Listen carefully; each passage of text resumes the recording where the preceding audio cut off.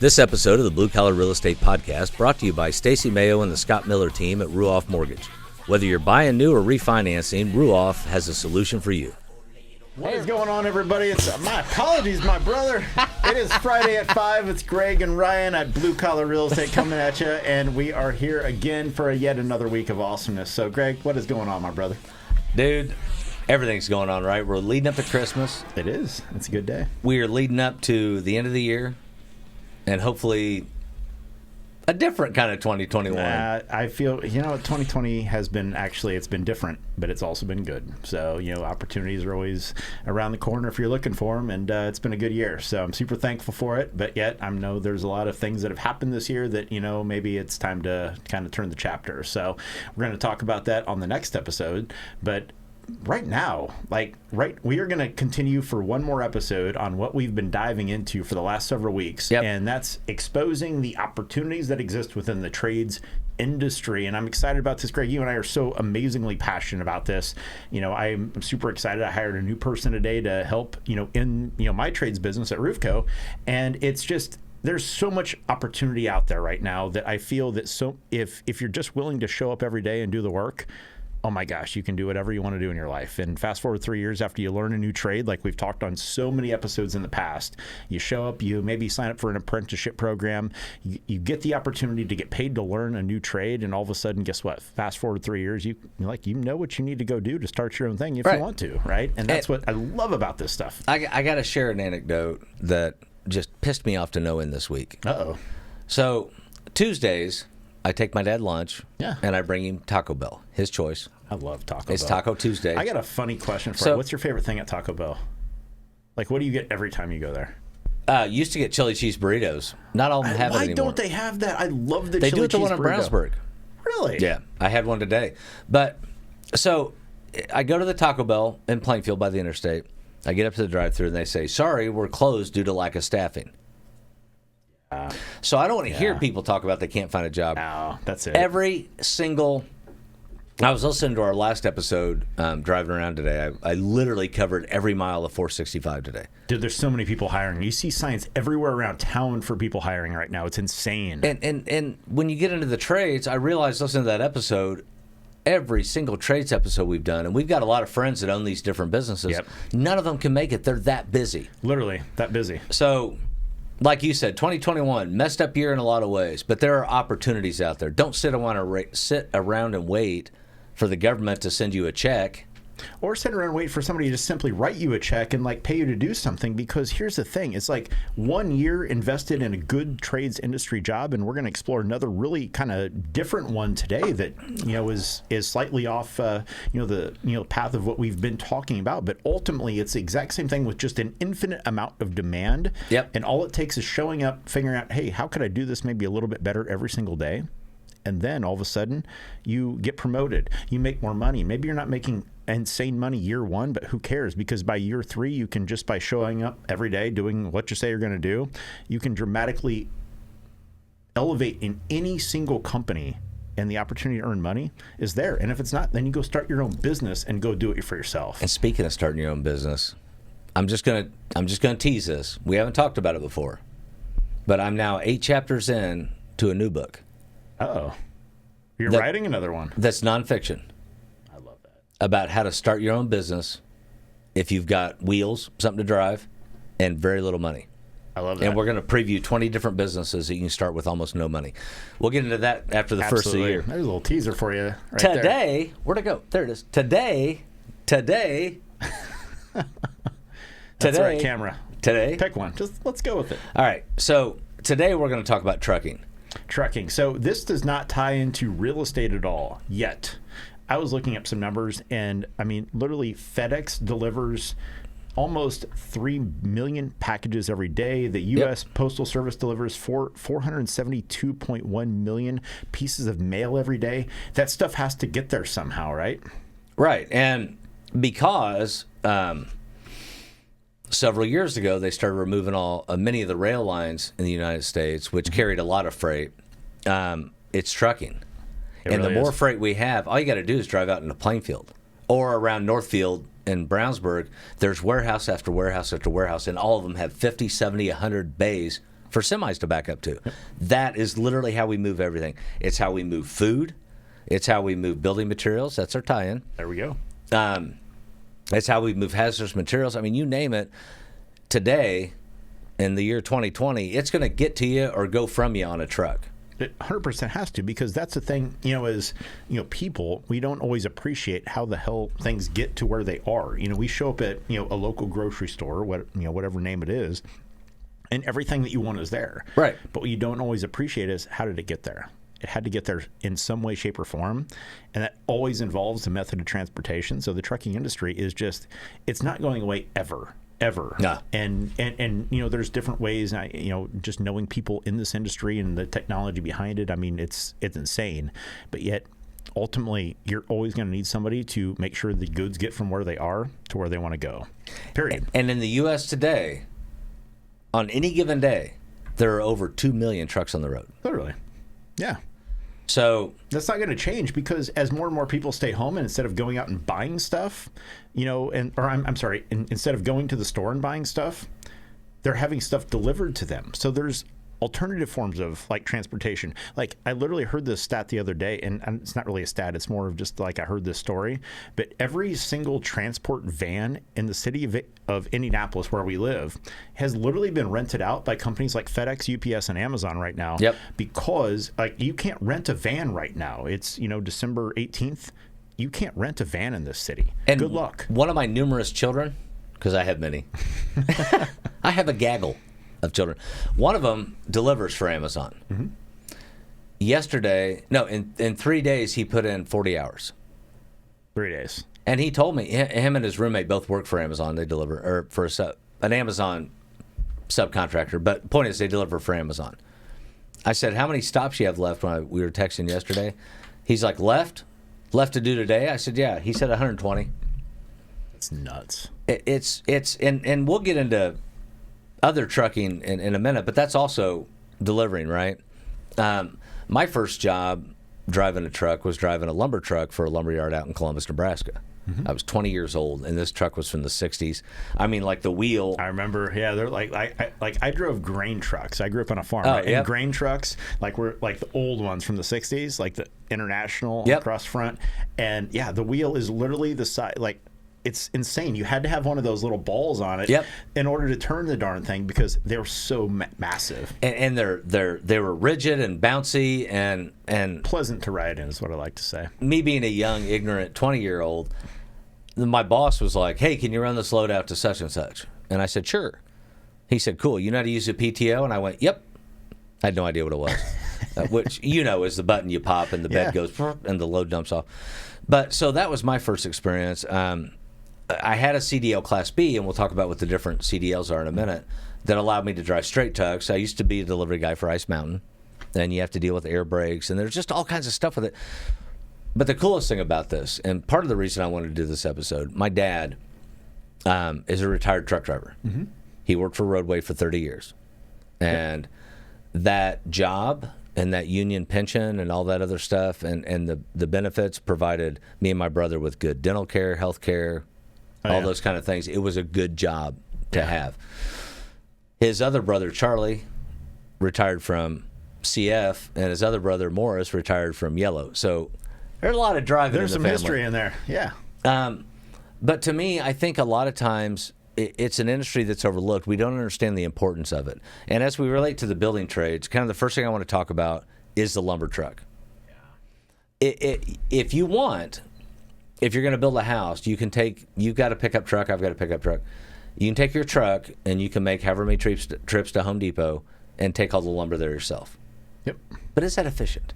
No, not really, because and again, from a business perspective, you look at what's your dollar cost average, what's my time worth, right? Right. Well, you can drive back and forth to Lowe's, or you can pay Lowe's to just do it one time for you and go do something else that's going to make you more money, right? But ultimately, yeah, it's got to be delivered. Everything has to get from point A to point B, otherwise nothing happens in this world. So that's what I love about this industry is there is so much opportunity all the way from, I know people that literally make a living driving race car trailers around, all the way around the country. They get to see everything, they get to do all the cool stuff, and they drive a transport rig for a race team. It's awesome. Anyway, so the opportunities are about what's it take. Let's kind of like move forward just a touch here. What's it take to get started in something like this? Like you mentioned, like, you know, different classes of CDLs. Walk us through that. What's that licensing process entail? Like, give me an example. All right, so let's start with a Class B CDL. Which means what? There's just different classes. It used to be called the chauffeur's license. Okay. But a Class B CDL lets you drive anything but a trailered semi. Got it. So the biggest straight truck on the planet, you can drive it. Like a tow truck, something like that, etc. Tow truck. It's mainly big focused van. on gross volume or gross weight of the vehicle and air brakes. Okay. Now, to get a CDL, I didn't take a class. I read the manual 3 or 4 times. Take a test. And then you go take a walk-around test, you take a written test, and you take a driving test. Luckily, the dude that was I show up to take my driving test. It is literally -8 that day. It was down by the old Stout Field. And the guy's like, "Really? You showed up?" I'm like, "I need to get my CDL, sir." He's like, "Get in the truck." So I think he was a little friendlier on my test because I actually showed up. And which apparently is a thing, because what's the number one thing we say all the time? Show up. Do what you say you're going to do. Do what you say you're going to do, right. And the other thing was we kept talking about Star Wars while we were driving. But that's also important. So Jason, can we get that first pickup? When I talk about a straight truck, right? Because I feel there's some people that are going to have some questions, but like this is something that... Jason, what's wrong with the resolution on that picture? Apparently, it's very low. Download it from very sources low. moving You forward. didn't sort by high-res images. No, I sure didn't. I was just giving you some It guff. looks better on one screen than the other. But nevertheless, if you are not listening on, if you're on Stitcher or what's the other one? iHeartRadio, all of that stuff. Hop over to YouTube, Spotify. because then you can actually follow along with the video that we're doing here. But this is a truck that is going to deliver. I mean, I see this truck every single day. This delivers a bunch of shingles to a job site for me, and that little thing on the back of it gets out and it delivers them where they need to go. And that little thing on the back is a forklift. Yeah. We call it a pig, right, in the industry. But so that's what you're going to do. You're going to haul shingles, lumber, building materials of all sorts, and you do it in that flat truck. And to give you 3 examples, I'll just give you one. I'll spare everybody the boredom of 3 examples, but literally one example right now. If I want to get shingles delivered to a job site right now today in Indianapolis, and I'm going to preface this with it's December 18th. So it's cold outside and it snowed a few days ago. Yes. I still can't get shingles delivered because they don't have enough drivers to get them there until Thursday of next week, which is Christmas, by the way, because they're all booked up and busy because they don't have enough people to get the shingles there. Period. Like, there is so much demand in the industry right now for people that can do this job. It's insane. And we have the same problem with cinder blocks. Truly. Which we talked about before the show. Today, yeah. And so I don't want to stay on it too long, but did y'all hear what Ryan just said? There's not enough people, and if you don't have a job and you'd like one, there's not enough people to deliver the building materials. They can't get them there until Christmas Eve of next week. And I don't want to feel like... And it's snowing outside right now. Right, and bitter cold. Yes, and so opportunities for employment are abound, and maybe you start doing this, which graduates into something else very rapidly, but we all start somewhere, right? Absolutely. And so the question then becomes, all right, so this is a material that takes the stuff from, we'll call it the lumberyard, to the job site. So what gets the stuff to the lumberyard?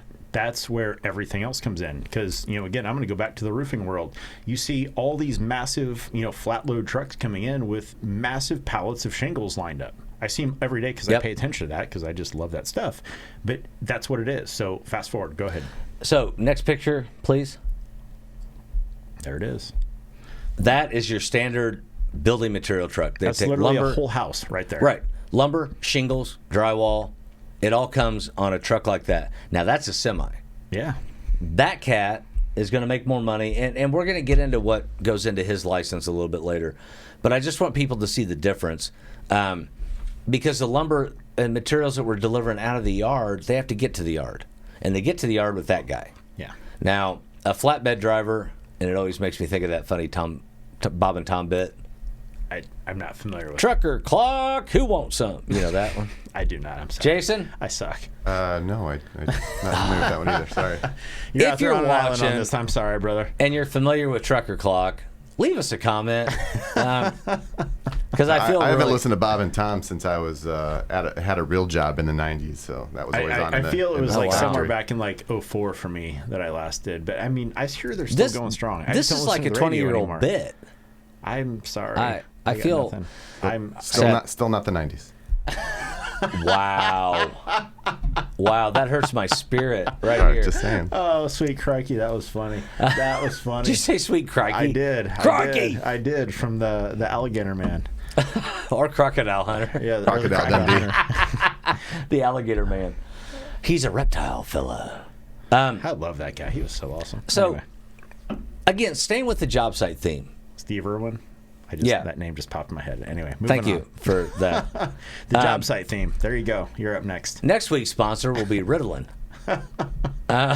Squirrel. We're all going to take some. But, so, the next picture.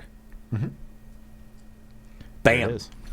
Dump truck. Now, in the world of construction, and last week we talked about foundations. I'm going to say, I'm going to back up. You said dump truck. This is not just a dump truck. This is the type of truck that if you're following it on the interstate, has a sign behind it that says stay back 200 feet. Right. Because there's like rocks, gravel, everything that it takes to like build a roadway or a driveway or anything anywhere. This is that truck that's delivering it, right? Yep. Period. And- like you follow these everywhere around town. And now, especially on the west side, all the work they're doing at the airport, Yeah. these are everywhere. Everywhere. True. Now, some of you out there, if some of my friends are listening that are dump truck drivers, don't be offended, but you are the most aggressive drivers on the road. I mean that, and I still love you. But they are. But if I'm doing a foundation, which we talked about the last 2 weeks, and I pull that dirt out of the ground, got to go somewhere. where's it going to get? How's That's it going to the go? thing nobody thinks about. Nobody- Truly, people don't think about that. But yeah, like if you're going to like excavate something, that all has to be delivered somewhere. And that's you can go ahead and get your Ford F-150 and make 42 trips to the dump or to somebody's farm and drop that stuff off. Right. But ultimately, isn't it easier in one trip so you can go back to doing what you do or hanging out with your family doing what you Right, want to do? and that's something that you learn. And we talked about this a few months ago on a job, and we were both like, you know what? It's better to pay someone else so I can focus on what I need to be doing. That's it. So that guy still requires a Class B CDL. Again, we'll dig a little deeper on the different types of CDLs, but that guy's got to be there. And driving that truck is a completely different ballgame. When I was 18, I worked for a landscaper. Mm-hmm. Long story short, we're driving back to his nursery in Brazil from a job site in Indy, and we're rolling along, and I'd fallen asleep in the truck, and he wakes me up and he says, "Hey boy, you drive a stick shift?" I said, "Yes sir." 18 years old. He pulls over. There's a dump truck for sale in this guy's frickin' yard, right? Some farmer. He pulls over, goes inside, comes back out, gets a briefcase, go back inside, comes back out, hands me some keys, said, "Drive that back to the nursery." That's dope. That's awesome. And I get in it, and I'm like, I set my I got iced tea this. down, and I looked, and I went, couple problems. How many times did you kill it before you like got it rolling? I didn't kill it before I got it rolling because I could drive a Nice. stick. Nice. I killed it when I tried to do the split axle. Because I was too embarrassed to ask him So how to do explain it. to people what that is. Like, I know what that is. Explain to people what a split axle is. So with the split axle shifter, it's a manual shift. Yep. And if you're a millennial, just YouTube manual shift. But you shift gears and you get all the way through your 4 gears, and then you hit a button on the bottom of the Yep. shifter and start back at gear 1, and you go through another series of gears. So it's geared differently, and I don't want to get into the Yeah. reasons, but you're carrying heavy stuff. It helps to have better gear separation. You can Especially when you're going up mountains or high hills, right. etc. So yeah. it had that, and it had air brakes, which I never messed with. Now that I killed it when I was trying to take off, and I hadn't hit the button for the air brakes. But so if you drive one of these every day, you know your stuff. Yeah. There's a lot of complicated stuff going on here. It's way, way different than driving just a normal vehicle down the road. Right. Period. So, Absolutely. So we got to have that guy, yeah. right? It's He's never got- going away. It's He's got to never, haul stuff ever, away. Ever going to change. Yeah. Who's our next guy on the job site? Next picture? The excavator. the The, material. like, massive material delivery, the oversized load on the interstate is Right. what we're talking about right now. This is the vehicle that has like 2 or 3 vehicles following it and in front of it Yep. right now, right? And even if it's a small backhoe, right? My point is the material has to get into the dump truck. Yeah.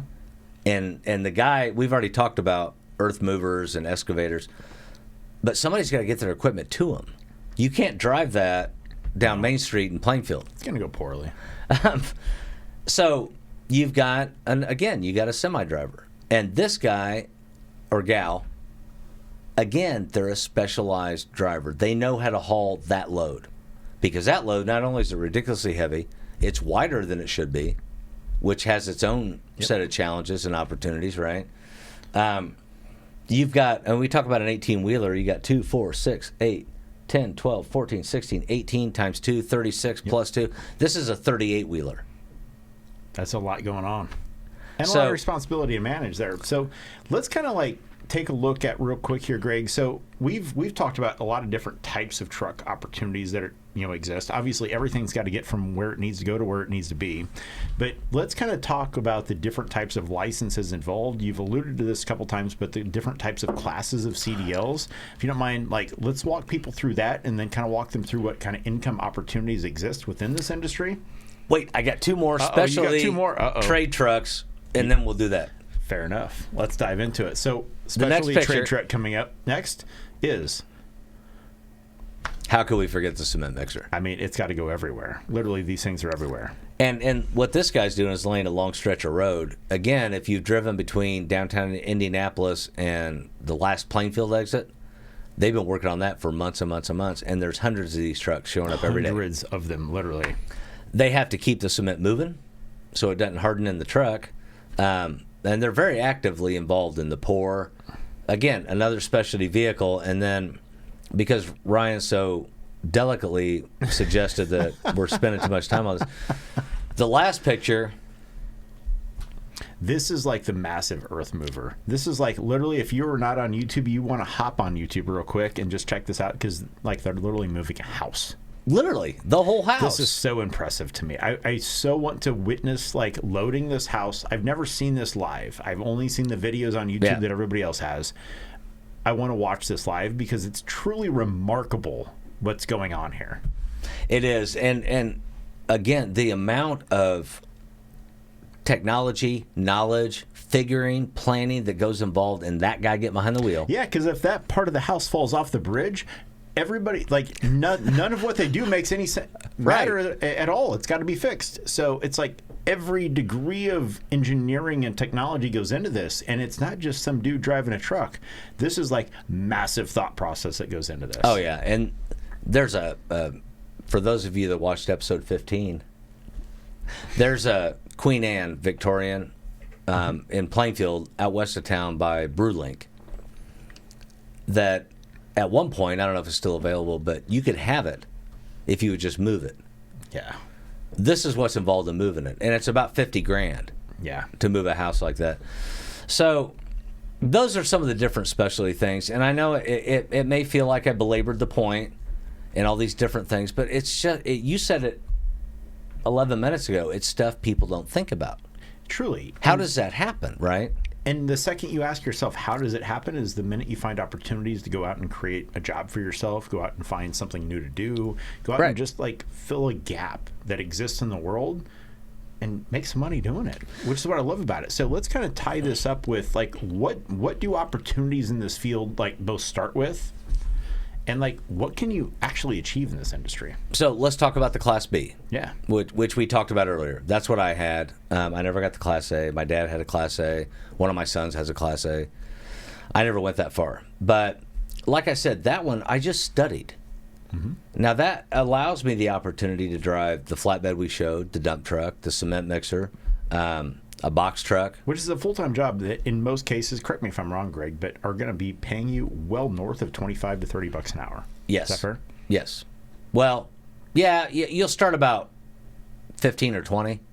Like if you're new, but opportunities to advance quickly and that's improve the thing. that, though. That's just it. By showing up on time, doing what you say you're going to do in those industries, you can rise above the crowd in no time flat. And And let me share this.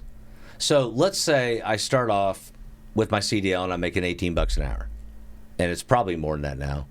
But I got my Class B and I'm making decent money. And then I save my money and I go buy a truck. That's what we're talking about.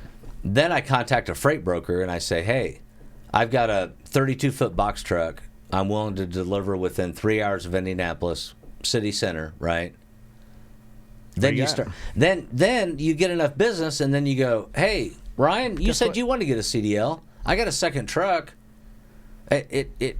Anything you put any job in front of me, and I can show you how to, or we can show you how to make money at it on your own. That's it. And that's the overwhelming lesson that we hope everybody has taken away from this entire series of working in the trades industry is that, oh my gosh, all you have to do is look for opportunities, show up on time, do what you say you're going to do, and get a little bit better every day at it. And oh my gosh, the opportunities present themselves, and all of a sudden you'll find yourself making the kind of money you want to make. Now, let's talk about a Class A. Let's do it. Class A CDL. So typically you're going to spend 3 weeks in training. So we're talking 3 weeks instead of 4 years of college, right? Right. Cool. Nice. 3 weeks. There you go. By the time you figured out where your dorm room is. Which in most places, by the way, here's what I do know, because I have several people that I know in my life that own trucking companies. They would gladly pay for you to go do that for them. And you're exactly right. And most sign did. an agreement to come work for them for a couple of years, and they will 100% pay you to get paid to learn. Done. Absolutely right. And to verify that was true, yesterday morning, I got up earlier and I was having my coffee, and I just typed in CDL school near me in my computer. The first 9 things that popped up for me were, we'll pay for your CDL training if you work for us. And you know what that tells me?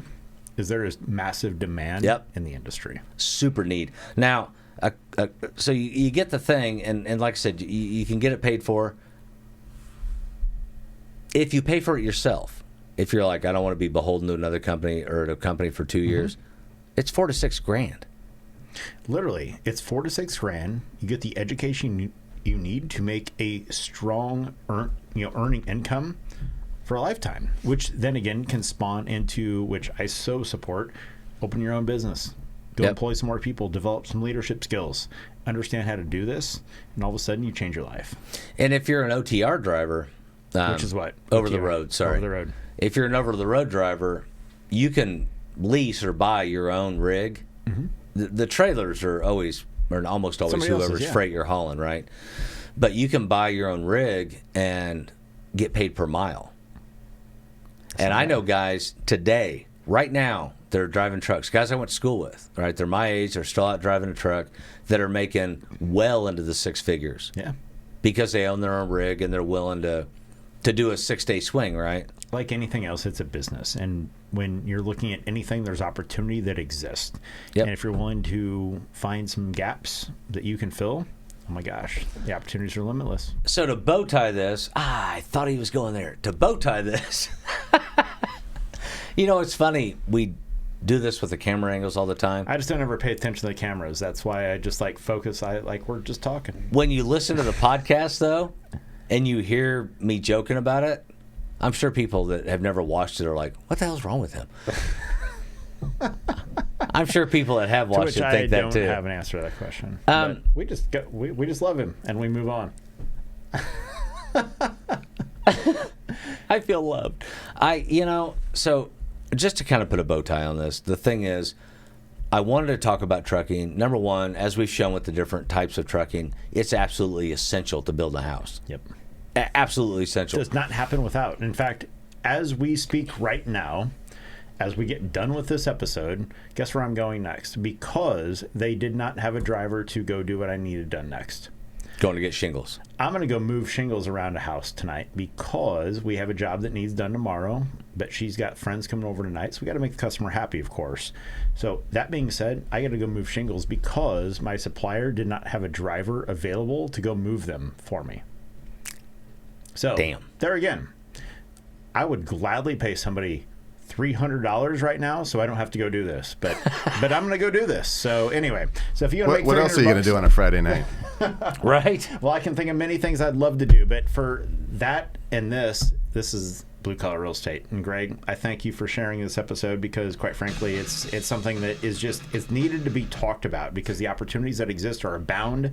And again, I would gladly pay somebody $300 right now to go drive and pull their forklift up, move these shingles from like point A to point B. So I don't have to right now. But unfortunately, I have to right now because nobody that I know is willing to do that. and I would if I could, but I just want to, on the way out the door here, I hear the bump music playing. This is our last episode of 2020. You know what, Greg? I'm thankful for this because it's been an amazing first season of Blue Collar Real Estate, and we're going to shift some gears next year. We're going to talk about a lot of new topics. We're going to dive deeper into a few topics, all in an effort to provide value to our customers and to the people that want to listen to us. So until next time, y'all have a good holiday season, a good new year, and we'll talk to you soon.